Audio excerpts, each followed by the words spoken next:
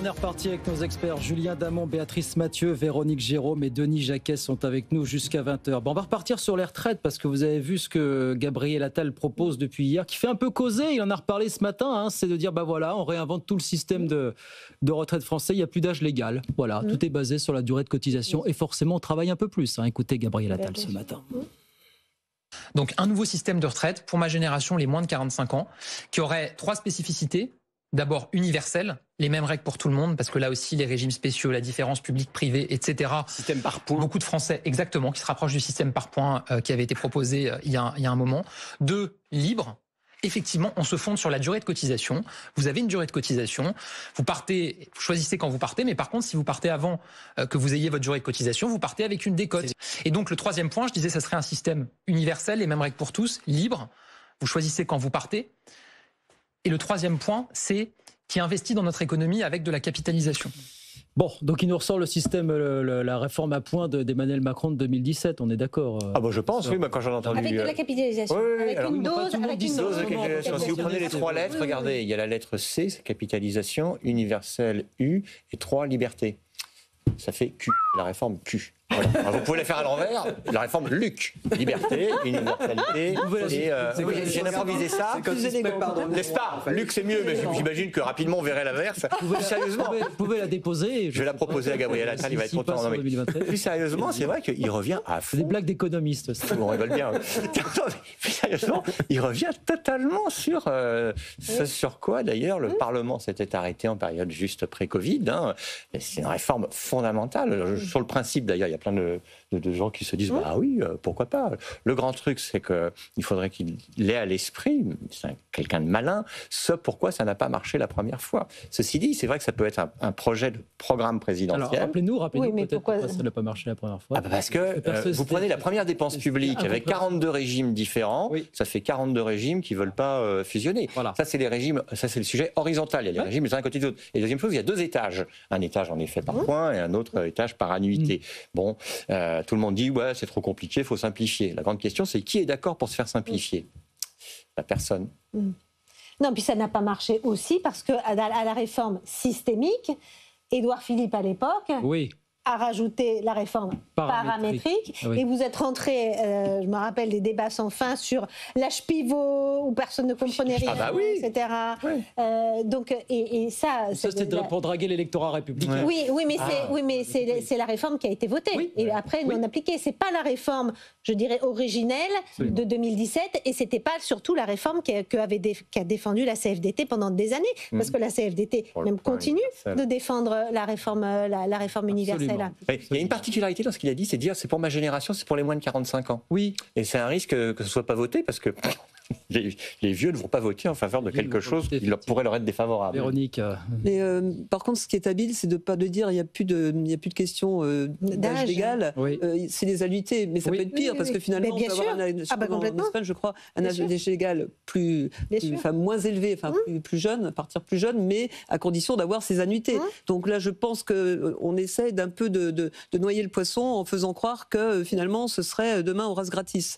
Mais c'est bien ce que dit le politique, c'est bien demain qu'on rase gratis, c'est jamais, c'est toujours demain. La question étant que ça risque, ceux qui militent contre l'idée d'un système basé uniquement en fait sur la durée de cotisation, disent ça peut créer des bataillons en fait de retraités pauvres.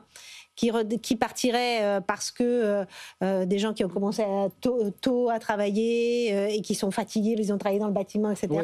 À 60 ans, et on peut comprendre qu'ils aient envie de partir à la retraite, sauf qu'ils partiraient avec un niveau de retraite, un niveau de pension bien plus faible que s'ils avaient travaillé jusqu'à 65, 66 ou 67 ans. Vous nous rappelez comment ça marche aux États-Unis, Denis? C'est chacun se débrouille. Chacun fait de la capitalisation avant tout. Et c'est pour ça que les fonds de pension sont si puissants aux États-Unis parce que leur argent est investi en bourse. Et ça a peut-être commencé à déteindre un petit peu en France. Mais à un moment donné, quand on a une population qui vieillit, moins d'actifs, il faut trouver des astuces pour créer de l'argent avec de l'argent. Donc les fonds de pension, c'est des choses qui tous les jours essayent de créer de l'argent avec de l'argent.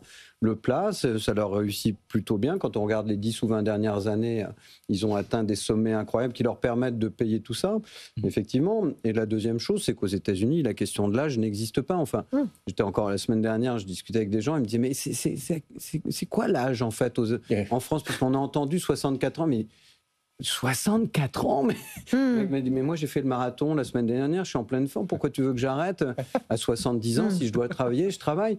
Et c'est mon choix en plus, et j'en ai envie.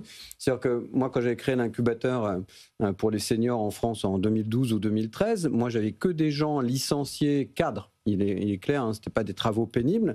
Qui me disait, mais Denis, j'ai 71 ans, plus personne ne veut de moi déjà depuis 15 ans, tu me donnes un job dans une start-up, mais je viens tout de suite. Donc il y a beaucoup de gens qui ont envie de travailler beaucoup plus longtemps. Les chiffons rouges sont agités par des gens qui font de la politique, mais pas du réel. Et on avait fait des sondages sur des boulots plus difficiles, chez Sodexo, etc., des métiers de la restauration. Le salaire venait en 6 ou 7e position comme une raison qui pourrait les inciter à aller plus loin. La première, c'était la reconnaissance. Et c'était à 90%. Donc c'est une question de management, c'est une question d'encadrement, mais Attal, bon, dès qu'il dit quelque chose par principe, moi je me méfie, mais c'est vraiment un jeune qui cache du vieux, donc c'est des vieilles mesures. Elles sont pas idiotes, c'est pas les siennes d'abord, et puis ensuite elles sont pas idiotes, mais effectivement à appliquer en France, c'est un cauchemar. Julien Damon. Non, mais sur le cas américain, alors nous avons quelqu'un qui connaît bien, mais il ne faut jamais oublier que le principal programme social américain est baptisé Social Security. C'est né 10 ans d'ailleurs avant notre sécurité sociale à nous, et c'est un système de retraite par répartition, qui est un socle que les Américains apprécient beaucoup. Dont d'ailleurs le président Trump, comme tous ses prédécesseurs, a dit qu'il n'y toucherait pas. Alors il touche au welfare, c'est-à-dire aux aides plutôt sociales, à l'assistance. Il touche d'ailleurs dans la législation dont on va peut-être parler à tout le système de bons alimentaires. Mais pour ce qui est de la retraite, comparable au système français, même si c'est moins ample, ça non plus on n'y touche pas. C'est aussi une gérontocratie les États-Unis en cette matière. De toute façon, oui. Le budget, juste un mot, c'est une phrase forte du jour, 40 milliards d'euros d'économie, donc d'efforts à réaliser pour l'an prochain. Alors il y a quelques pistes qui circulent, et il y en a une qui commence à monter en puissance. Ça fera sans doute scandale si François Bayrou l'évoque. C'est la fameuse année blanche. Le fait de ne pas revaloriser l'an prochain à hauteur de l'inflation les retraites, les seuils d'impôt sur le revenu et les prestations sociales. Et les salaires. Et les salaires. L'IPP, l'Institut des politiques publiques, disait hier, ça c'est un coût à faire 5,7 milliards d'euros. Donc c'est tentant. Et apparemment, écoutez, certains sont prêts à y aller. Écoutez Aurore Berger ce matin à ce sujet. On est en train d'en discuter au sein du gouvernement. Berger. Moi, je peux vous dire vous que êtes favorable. je pense que j'y suis favorable. Je pense que c'est une nécessité aujourd'hui au regard de l'enjeu qui est devant nous. Et je pense que justement, comme on a le risque d'être censuré dès le mois d'octobre ou le mois de novembre pour le budget, je pense qu'il faut prendre des risques. Moi, je préfère qu'on soit courageux, quitte à être censuré, plutôt que à apparaître comme une forme de lâcheté juste pour durer. Je préfère qu'on en ait du courage. Trouvez ça courageux, vous, ce qu'elle dit, Aurore Berger, quitte à être censuré, allons-y, prenons des risques. Parce que là, c'est le sujet inflammable par excellence. C'est un effet d'annonce. Déjà, être courageux, quitte à être censuré, ça signifie on le fait juste pour la forme. Donc déjà, c'est pas, pour moi, ça tient pas déjà. Après, non, mais 5,7 milliards d'euros d'économie pour année blanche, ça se regarde, quoi, je veux dire. Oui, mais le problème, c'est peut-être que ça va concerner, pour beaucoup, les classes moyennes, ceux qui ne peuvent pas sortir d'un système où l'essentiel de leur revenu est fondé sur le salariat. Donc on peut avoir quand même des critères qui vont donner l'impression, même si c'est pas la réalité complète, mais donner l'impression qu'on s'attaque à cette classe moyenne parce qu'elle ne se plaint pas. La classe moyenne, elle est trop riche pour faire partie de ceux qui trop riche pour être pauvre, et trop pauvre pour se débrouiller toute seule. Donc elle est un peu sur le fil et on l'entend rarement revendiquer parce qu'elle a besoin de ses revenus.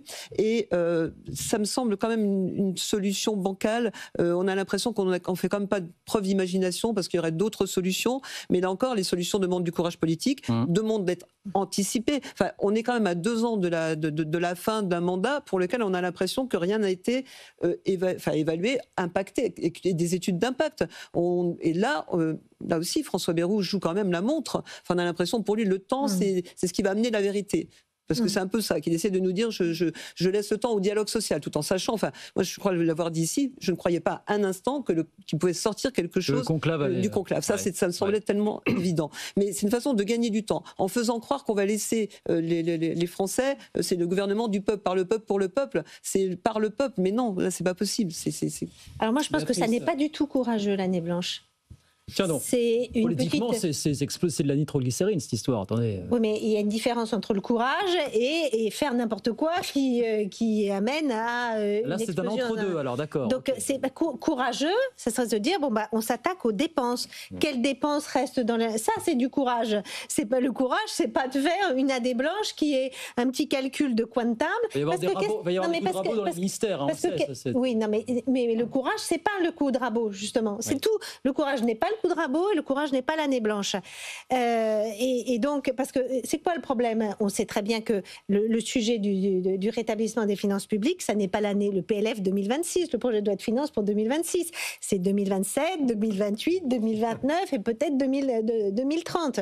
Et qu'il n'y a pas 40 milliards, mais il y a grosso modo 120 milliards à trouver d'ici 2029. Oui. Donc ça veut dire que si on fait ce petit calcul mathématique et ce petit coup de baguette magique de l'année blanche, on ne va pas le refaire l'année suivante, on ne va pas le refaire à l'automne 2026, alors que l'on sera à quelques mois d'une élection présidentielle. Oui. Ça paraît lunaire. Sauf si le FMI débarque d'ici là, mais enfin après... Bon, donc en fait, ça n'est absolument pas du courage, c'est quelque chose pour durer, le courage, c'est pas le courage du tout. Okay. Béatrice propose qu'on ne s'arrête pas à une année blanche, elle propose une décennie blanche. Enfin, ça, ce serait courageux. Non, c'est pas ce que j'ai proposé. Non, je sais. J'ai synthétisé de façon personnelle. Bon, puis il y a d'autres pisons à tuyaux, économie sur le train de vie de l'État, hausse des taux de TVA, hausse de la CSG, nouvelle contribution des plus grosses fortunes. Enfin, ça, après eux, tout le monde considère que c'est acquis pour... Toujours pas de courage. Ouais.